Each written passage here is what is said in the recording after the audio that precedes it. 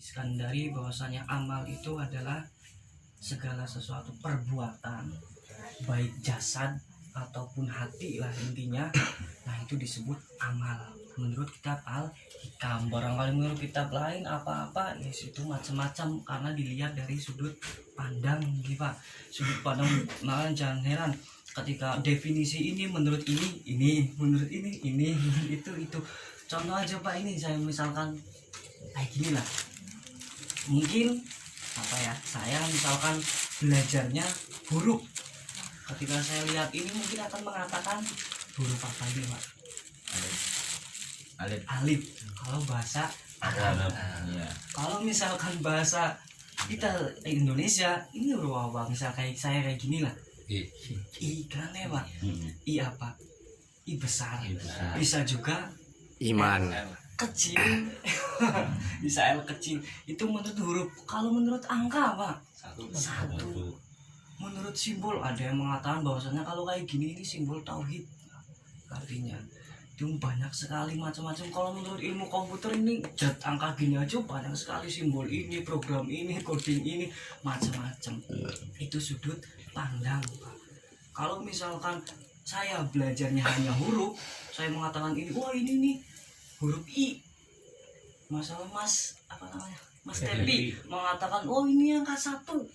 Saya karena belajarnya hanya huruf, ya Pak, hanya belajarnya huruf, toh nggak belajar angka dan lain-lain, taunya ini I.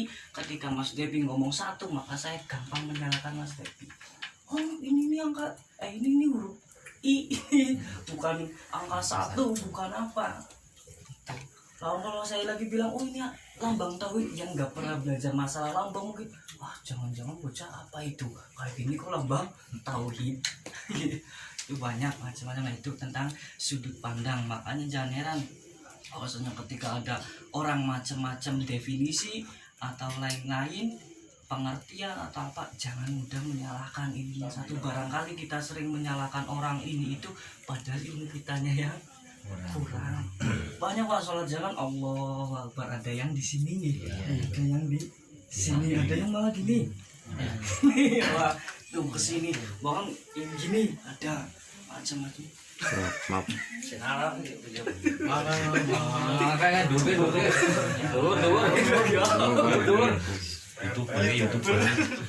betul nih lah. Cukup tak kantar ya kena rahim kantar.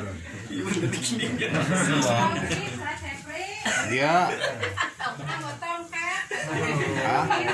tongkat jadi udah aja. Ayo ya. Itu aja masalah sudut pandang gitu. Kalau kita belajarnya hanya satu sudut pandang, wah kita mungkin banyak orang menyalahkan. Makanya ketika kita ketemu siapapun itu, entah dikata ustadz atau kiai yang gampang menyalahkan orang, wah berarti guys itulah itu. Makanya kita nyari jangan yang mudah menyalahkan orang. Barangkali ilmu pade lah Pak, ketika kita semakin berisi kan semakin merunduk.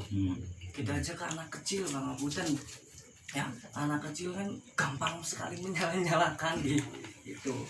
Ilmu matematika aja anak SD misalkan ya Bang, matematika paling 1 ditambah 1, angka tambah angka lah. Nanjak ke SMP, nanjak ke SMA, huruf aja kan bisa dijumlah, aljabar itu A ditambah B, C ditambah E misalkan. Nah ketika orang SMA soal itu A ditambah B dikasih ke anak SD kelas 1, A tambah, pasti anak sedih. Orang SD-nya bilangnya apa? Loh, huruf kan nggak bisa dijumlah, yang bisa angka. Wah malah nyalanya ini nggak bisa.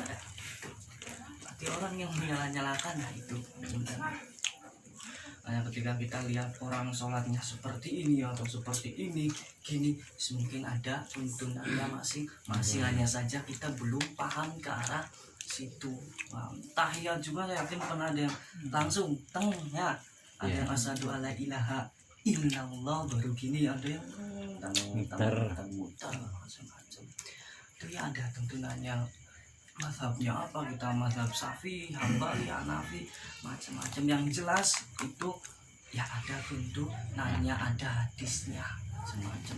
Nah, kalau kita belajar hanya satu tempat saklek ini, oh kita anggap yakin ini benar, yang lain salah, wah bahaya Pak. kita perlu belajar kemanapun ya itu biar kita jadi orang nggak mudah menyalahkan, terus malu. Semakin orang tambah ilmunya itu bukan semakin paling benar, Pak, malah isin nantinya. Tuh orang yang baru bisa biasanya langsung tinggi, tapi kalau yang banyak pengetahuan biasanya nyantai kalem.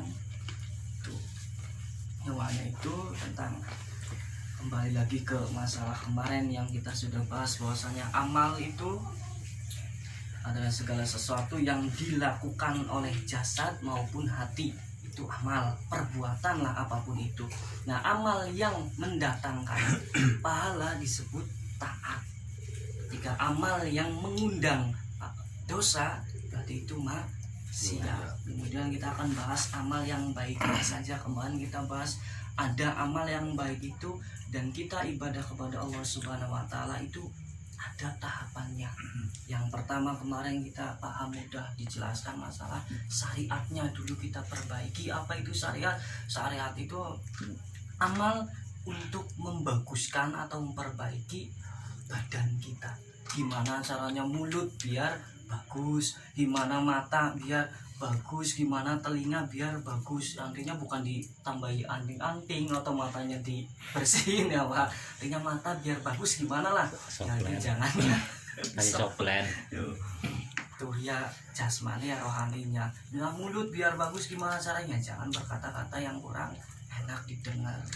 Itu masalah ilmu syariat. Kemudian kemarin lagi bahas tentang toreko. Toreko apa? Untuk membaguskan masalah hati. Gimana hati biar enggak ciri, gimana hati biar enggak dengki, iri,